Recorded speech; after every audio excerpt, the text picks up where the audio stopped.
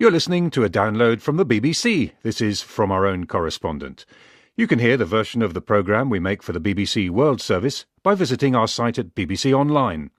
But here's the latest edition broadcast on BBC Radio 4 and introduced by Kate Adie. Today, tomatoes and onions seized. The French Foreign Legion liberates a Jihadi vegetable patch in Mali.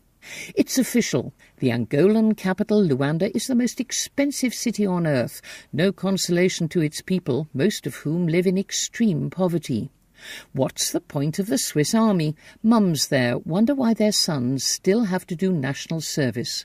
And deep gloom in Italy as a sporting way of life with its roots back in Roman times comes to an end.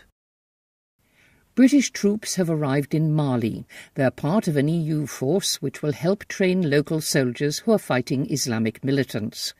The Defence Secretary, Philip Hammond, insists they won't be involved in combat operations. The training they'll be doing there, he says, will help to restore order as well as denying terrorists a safe haven. French soldiers remain at the sharp end of this operation in the north of the country. Thomas Fessi's been out in the Sahara Desert looking for insurgents with the French Foreign Legion. The helicopter flew with its lights off in the dead of night. When we finally landed, we could feel the sharp rocks under our boots, but still couldn't see anything. It felt like we were cut off from the rest of the world. Later, the first light of dawn revealed the vastness of a rocky desert with mountain crests and sandy lines cutting through the landscape like human veins. I don't think I have ever felt that small, that insignificant.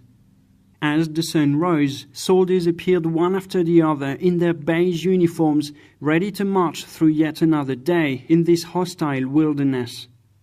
These men were from the French Foreign Legion, a force which uniquely draws its soldiers from many nationalities. Traditionally, it is prepared to draw a veil over a candidate's background or criminal record. But today, many Eastern Europeans or South Americans join up simply because they can earn a lot more money than they would with their own country's militaries. We've just left planet Earth and we're now on Mars, a legionnaire of Romanian origin shouted. We were climbing a steep hill over jagged and slippery rocks at the time. From the top, we hoped to get a view of the whole valley below.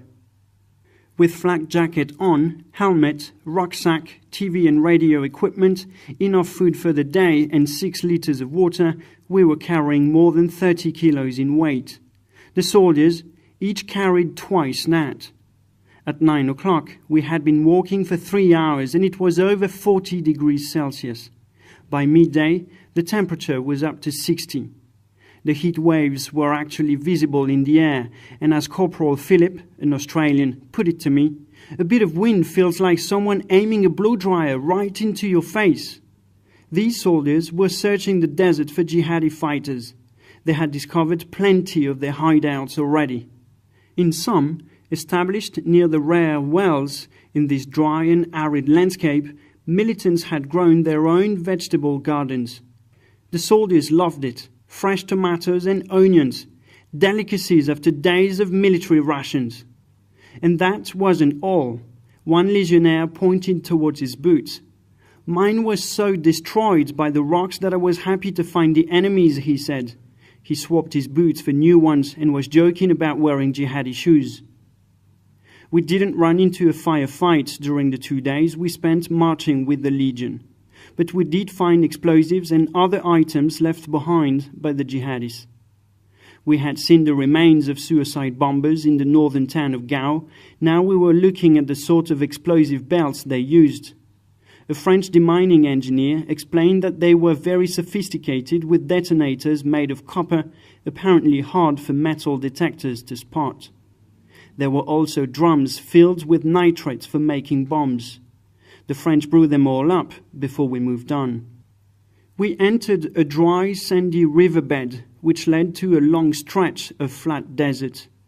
We had to reach a hill on the far side, and the officer in charge, Captain Clément, was worried we would be too exposed out in the open.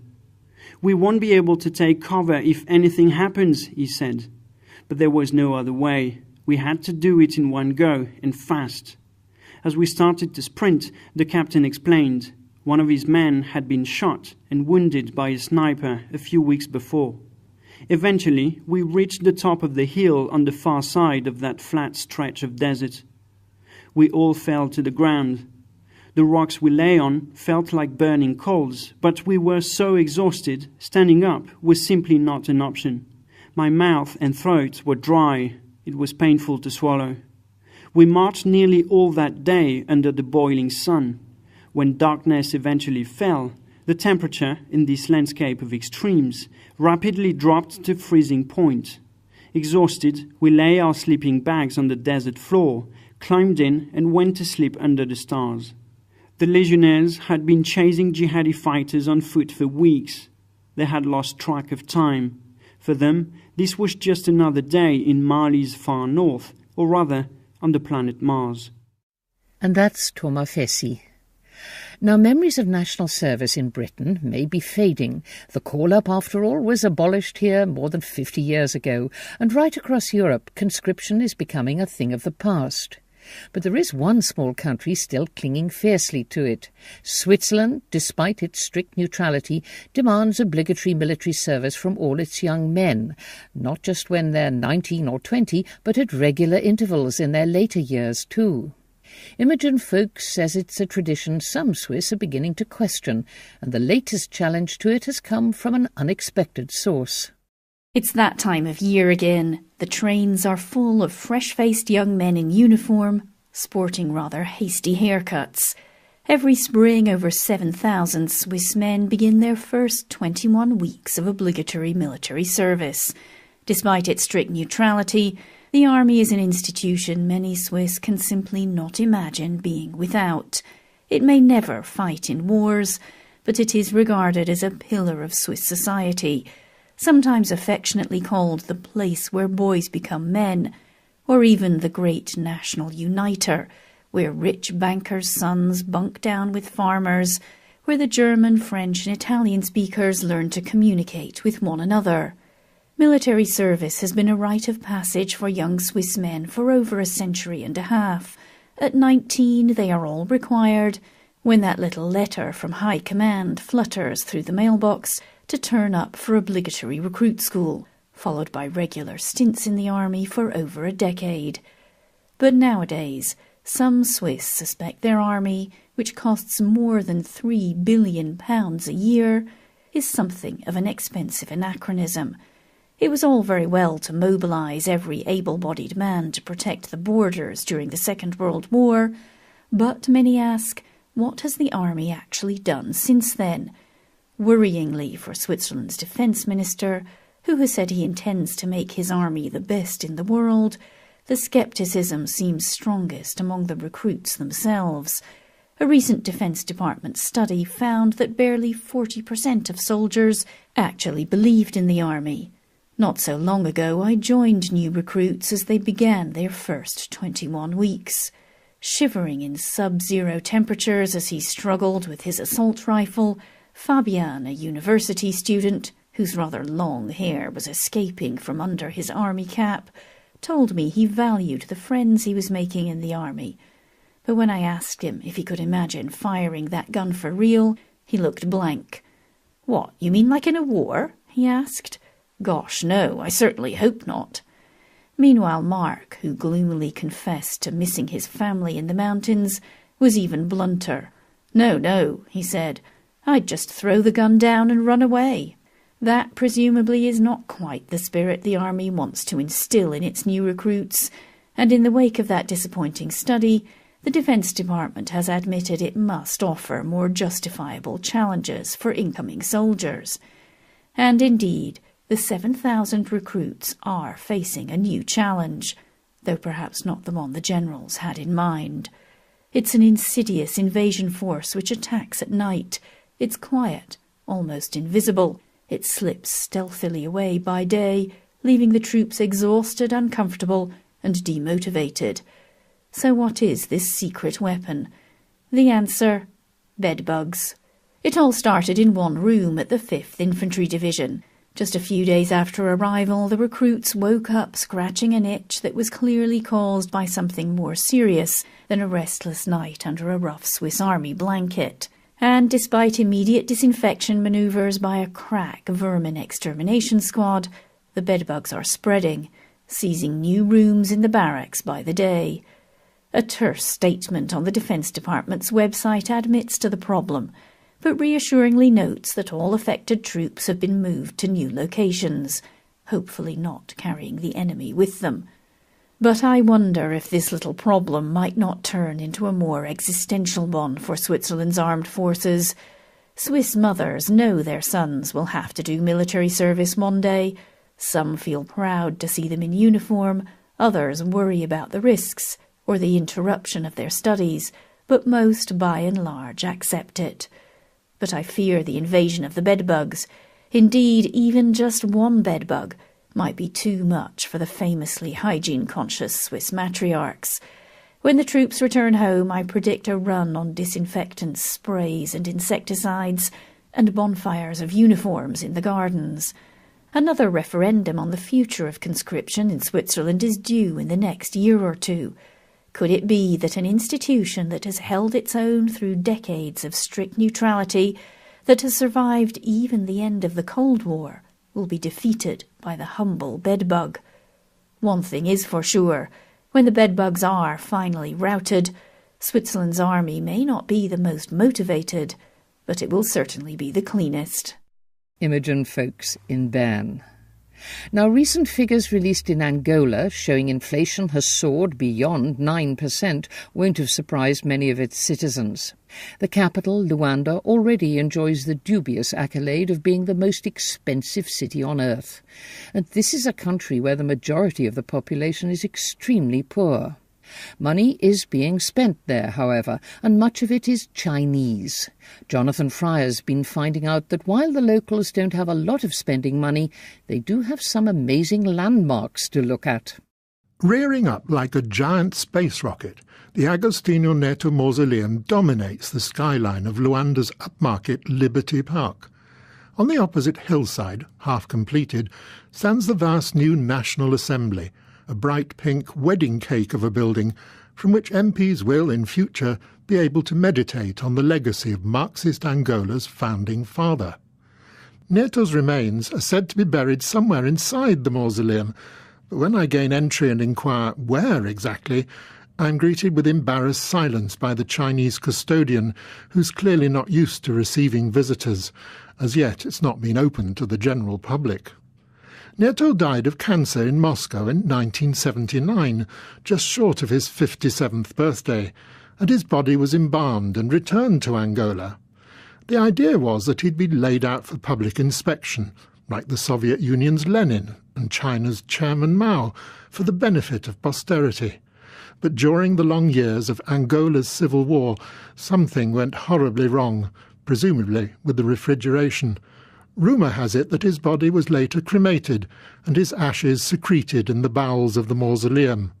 That was begun with Brazilian assistance before being abandoned until the Chinese stepped in to lend a hand. I met Agostinho Neto once, almost 40 years ago, when I was a trainee foreign correspondent in Brussels. My then boss, very much of the old Fleet Street school with its casual prejudices, one day said cheerily, "Jonathan, you're interested in Africa. There's this jungle bunny in town who says he's going to overthrow the Portuguese in Angola. Fat chance." So I went to interview Neto in a dingy NGO office.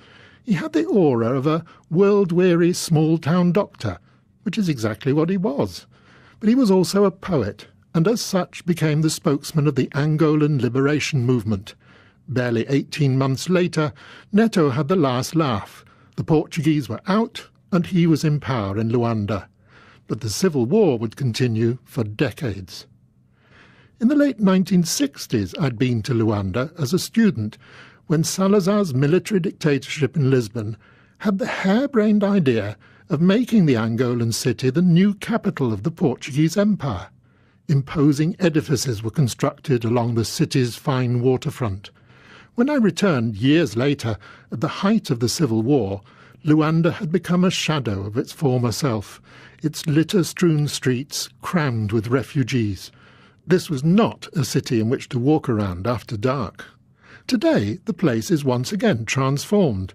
The waterfront corniche has become a 6-lane highway along which 4x4s cruise on their way to nearby beaches.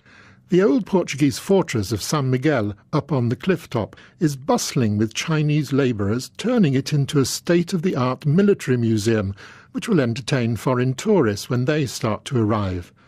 Down below, yet more Chinese are busy restoring the Iron Building, a delicate structure designed by Gustav Eiffel, which somehow ended up here. I asked the Chinese guardian of the Agostinho Neto Mausoleum how many of his compatriots are in Angola.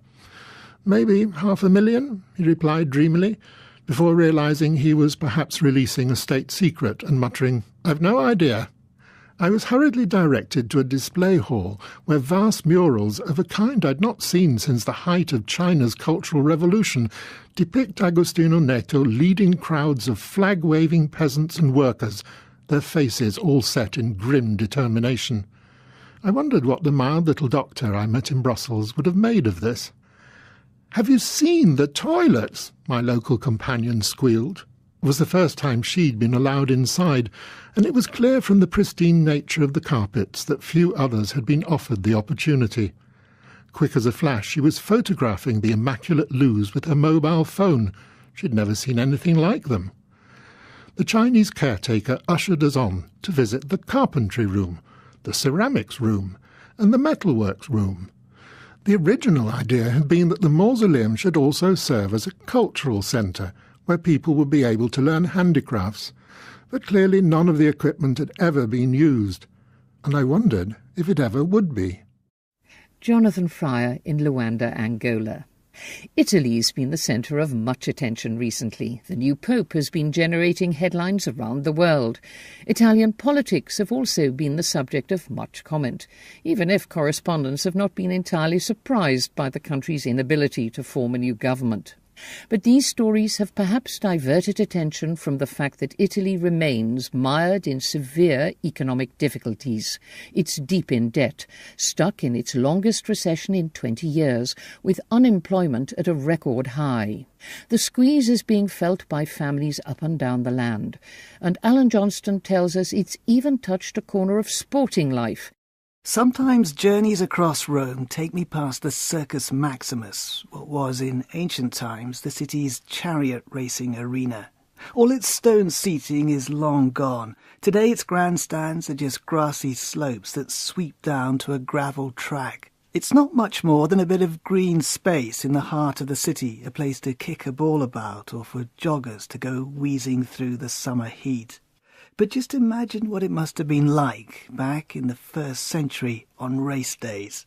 The chariots were summoned to the start by trumpets, and then they'd be off, pounding hooves, whirring wheels, rising dust, the crowd roaring, and drivers straining at the reins as they lashed their horses into dangerous turns.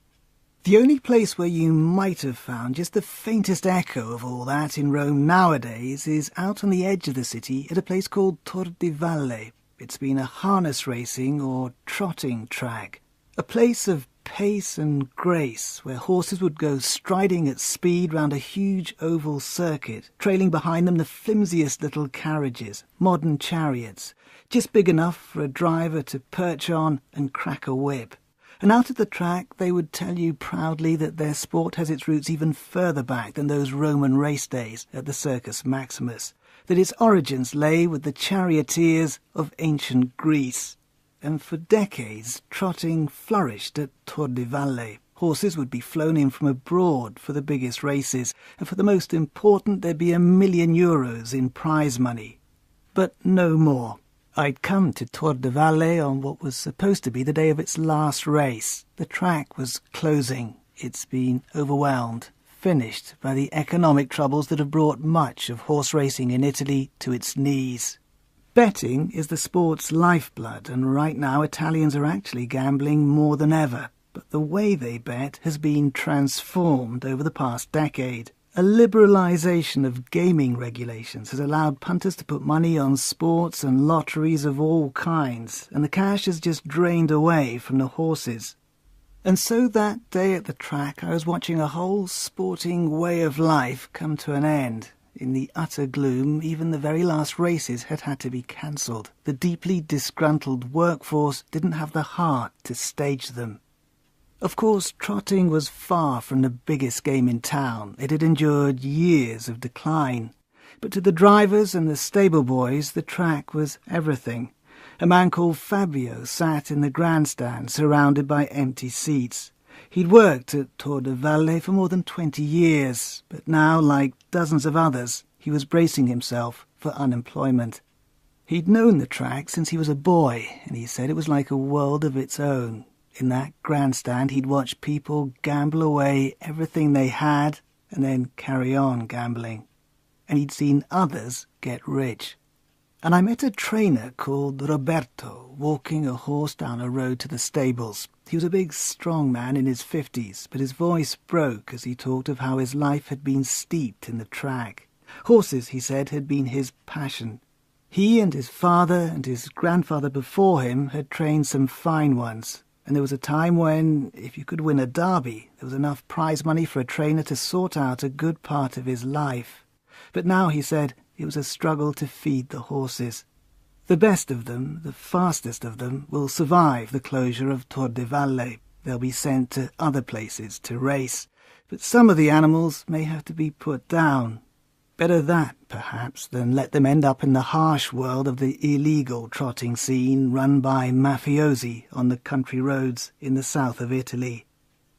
For an hour or two the horses were brought out to be exercised, and they went fizzing round the track, snorting and stamping, harnesses rattling and drivers shouting. For a while there were echoes of better days at Tor de Valle. But eventually the horses were led back to their stalls, steam rising from their backs in the soft, wintry sunlight, and gradually a silence and a deep sadness settled on the lanes between the stables. Alan Johnston in Rome. The Germans have been among those getting the blame for the latest crisis in Euroland, and what's new about that, you might say?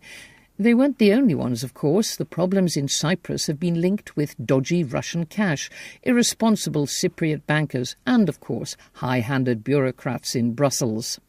The Germans, though, were accused of imposing impossibly tough demands on one of the EU's smaller, less prosperous members. Stephen Evans, who's in Berlin, says the Germans might have a reputation for business-like efficiency, but they don't always get it right. On the outskirts of Berlin, there's a bright, shining example of how national stereotypes don't always correspond with reality. Literally bright and shining. Berlin's new airport was meant to open a year ago. Now nobody quite knows when it will open, certainly not this year. With the invitations already sent out, the opening was postponed and postponed again and then again.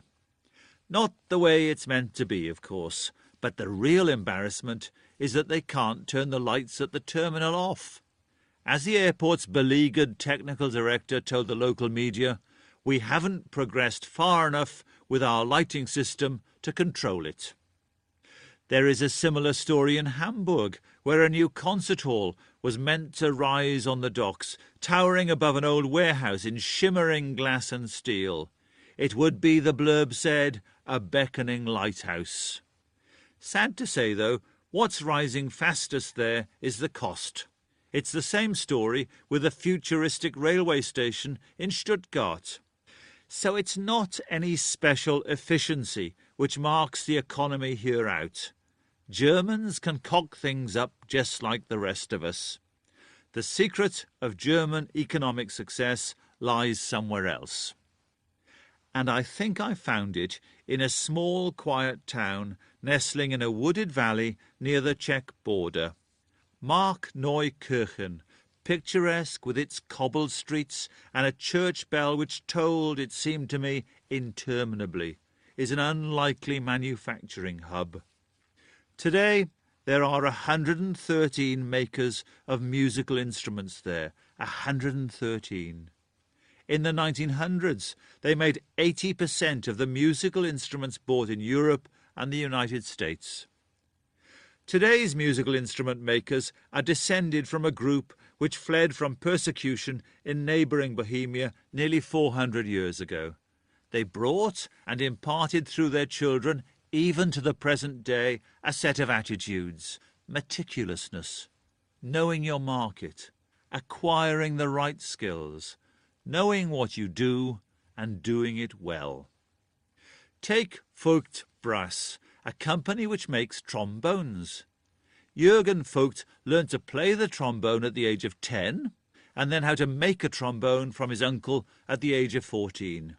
He expanded the business from a workshop at home to a factory on the outskirts of town, where he remains dirtying his hands on the lathe and testing trombones. But his daughter Kirsten now runs the business, supervising and travelling the world to sell. She told me instrument making was in her blood.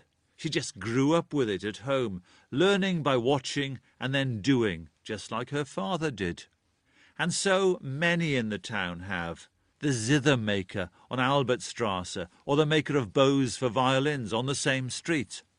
Some of these manufacturers are the world leaders in their particular field, worth a fortune, though you wouldn't know it when they shuffle round town as craftsmen in a family of craftsmen. It is the unflashy way of the place. And the way of Germany. Virtually every town I go to has a small industrial estate, usually with a small manufacturer recognised as one of the best in its particular field in the world. Instrument makers in Markneukirchen, the little company in southern Germany which makes the glue that goes into a good chunk of the world's credit cards, or the maker of high-quality envelopes that people buy for special occasions, or the maker of climbing nets for playgrounds, or the maker of globes. And when I nose around, as I do, I wonder why it's so different from my own hometown in South Wales. We've got an industrial estate there too, but it has supermarkets and car repair shops. The snag is that the German way is easier to describe than to recreate. Kirsten, who runs the family trombone firm, says her company expanded steadily, step by step. It innovates, but from what it knows. It builds on tradition rather than throwing it out. It competes with Chinese mass production by offering tailor-made instruments adapted for individual needs. Will her children then take over and become the 10th generation?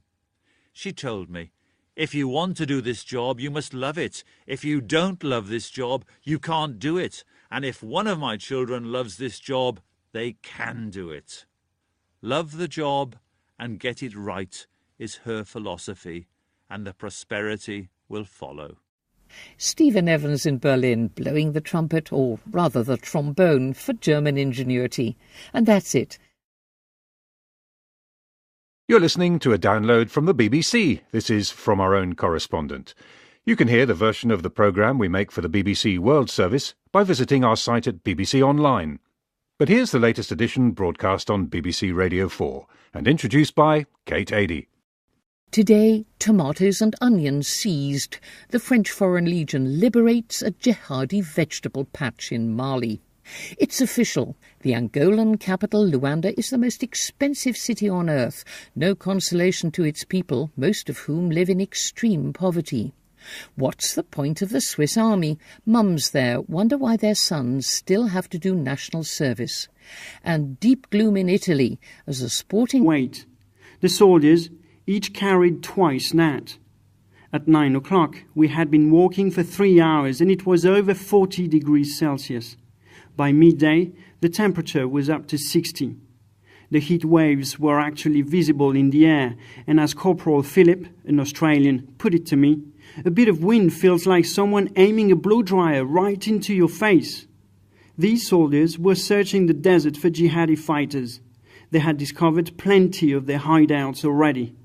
In some, established near the rare wells in this dry and arid landscape, Militants had grown their own vegetable gardens.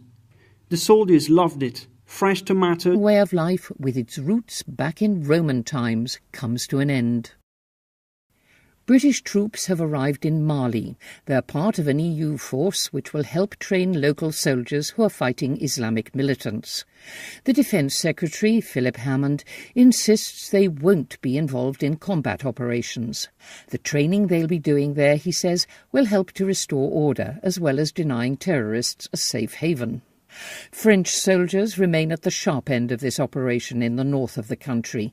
Thomas Fessi's been out in the Sahara Desert looking for insurgents with the French Foreign Legion. The helicopter flew with its lights off in the dead of night. When we finally landed, prepared to draw a veil over a candidate's background or criminal record. But today, many Eastern Europeans or South Americans join up simply because they can earn a lot more money than they would with their own country's militaries. We've just left planet Earth and we're now on Mars, a legionnaire of Romanian origin shouted.